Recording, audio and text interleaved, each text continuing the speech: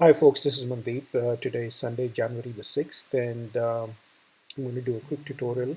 And the topic of today's discussion is how do you approach a day trading strategy, right? A really short term strategy, given the market where it's really hard to hold something overnight. There's a lot of risk associated because, oftentimes the futures open up or down big time and the market gaps up. So this strategy mainly talks about taking trades during the day, hopefully within the first couple hours, and no matter what, you end up closing the trade by the end of the day, win, lose or draw, right?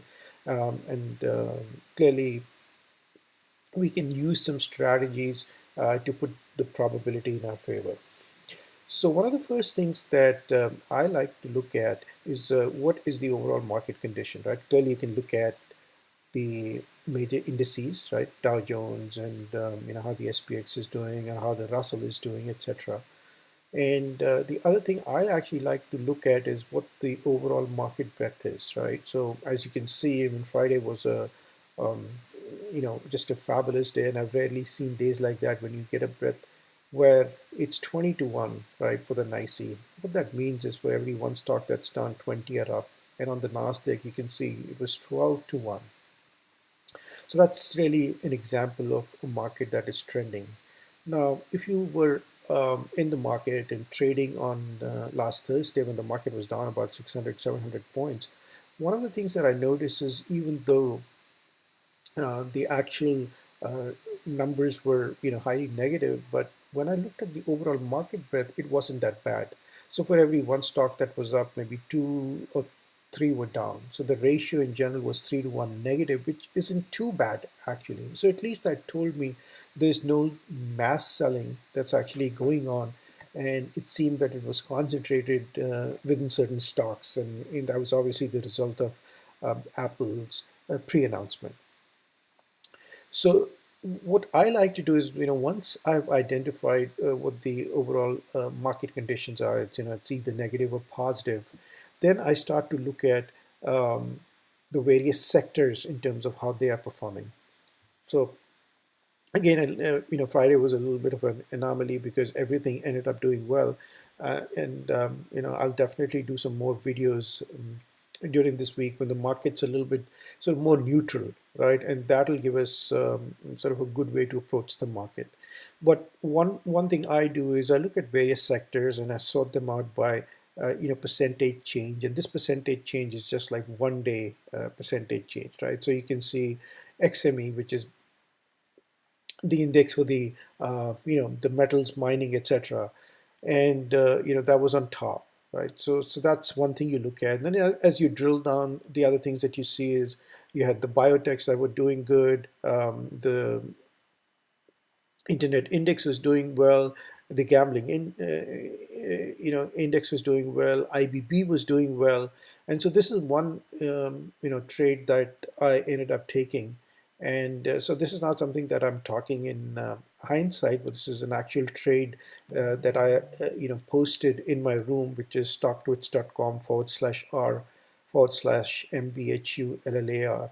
And this is actually posted January 4th at 8:12 a.m. Pacific Standard Time.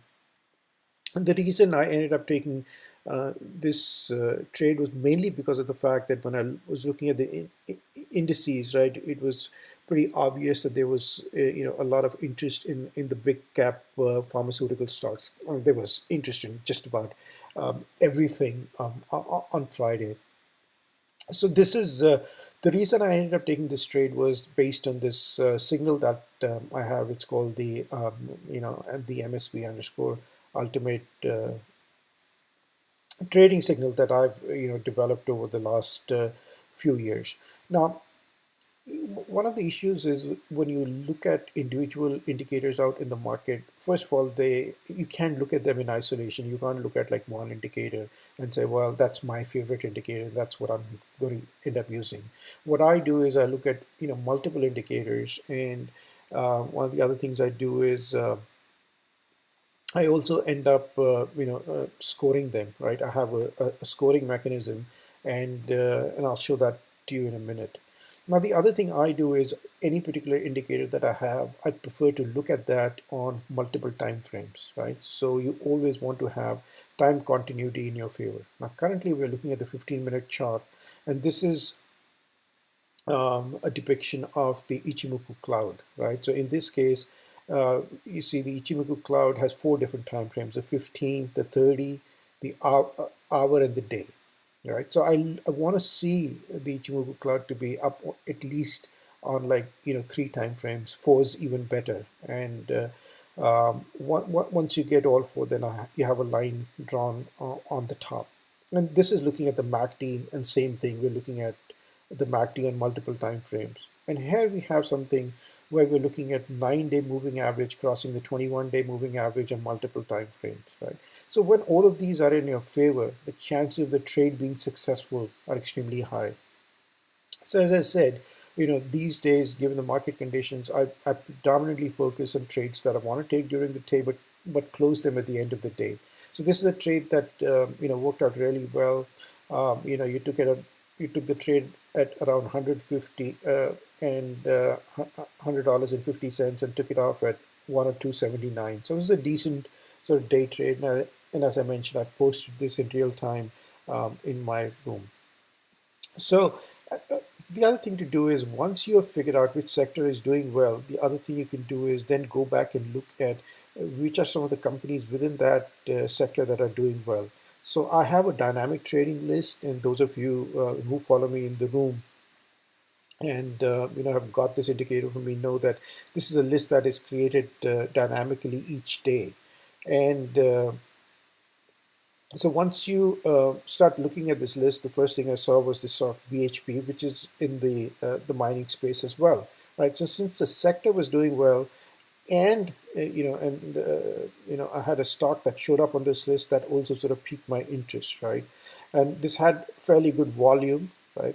Traded at 106% of its normal volume, and this was a nice trade again, right? So the sector actually confirmed this. The sector had a buy based on the proprietary signal that I have, and then on top of that, this particular stock as well had a buy. And as you can see, everything was nicely aligned. Everything was sort of green. This shows the buying or selling pressure. And if you took the trade right around here at $48.50, well, at least at the peak it was 49.48. So you ended up making good money. So in each of these, if you looked at any of the high momentum stocks, they all ended up doing very well. But what I generally do is I, have a fixed criteria on how I want to approach, my trading strategy, and I rarely want to deviate from this. So despite the fact that, Amazon would have given me a fantastic trade, like if I look at Amazon, you'll see that we got a pretty nice trade on this, right? The signal triggered around 115.50, and at the peak it was 15.90, so it's a $40 trade, right? But I actually always end up sticking to this list because this one meets my criteria, right? And of course, I didn't take all of these trades. In fact, I took very few trades. But as you can see, each of these gave you winning trades. It was initiated at $60 and closed at 62.98. And one of the things I've done is I have created a scorecard, and it's based on a number of different signals which I've found work really well in the market. Now, when the highest score is 6, so when you get 6 out of 6, the orb is one, which means the 30-minute orb is taken out, and you have significant volume, then those are really the stocks that you want to focus on, right? So if you look at Shy PLC, and this is one stock that is trading at 52-week high in this market. So clearly, if you see, a really good signal here at 176, and it closed around 179, despite the fact that this stock gapped up, right? So if a stock gaps up, oftentimes people are not inclined to take the trade, but if you figure out the right time to take the trade, it can still be profitable. Right. So let me give you a few other examples. Let's take a look at Netflix. Netflix has actually been doing quite well. And this signal works on multiple time frames, right? You can look at 15-minute, 30-minute, hour, whatever time frame that you feel comfortable trading.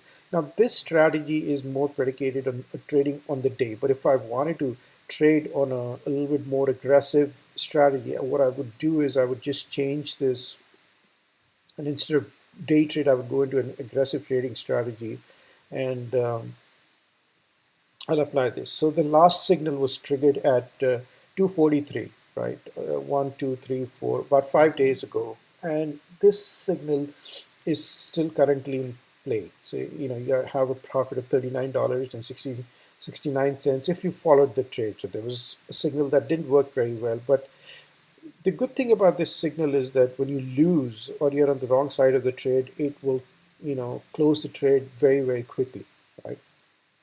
And but the ones where you make money, you're going to make a tremendous amount of money.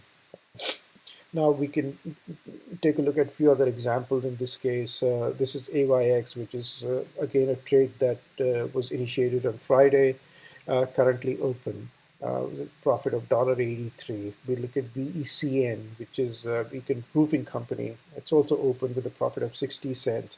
You can look at CRM. Now, all you need to do is focus on stocks which have a combined score of 6, which is the maximum, and then focus on stocks which also traded significantly high volume. So that combination should give you really, really high probability trades. Now, just to give you another peek at what the S&P, the Nasdaq 100 was doing. So you can, if you were to, if you didn't have this trading list, but you were just looking at Nasdaq 100, all you needed to do was look at, things which had a score of 6, right? I mean, and and basically things that had high volume. So, well, in this case, it's 80% of the normal volume.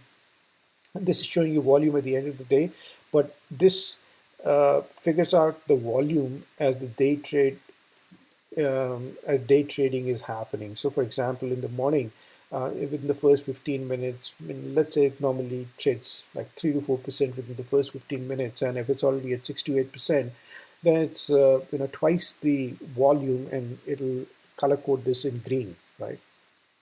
And we can go back and look at a couple of these other trades where the volume was substantial, and you can see this trade was initiated on Wednesday and is currently up $3.51. And we can go through this list again. A trade which is still going with 48 cents in profit.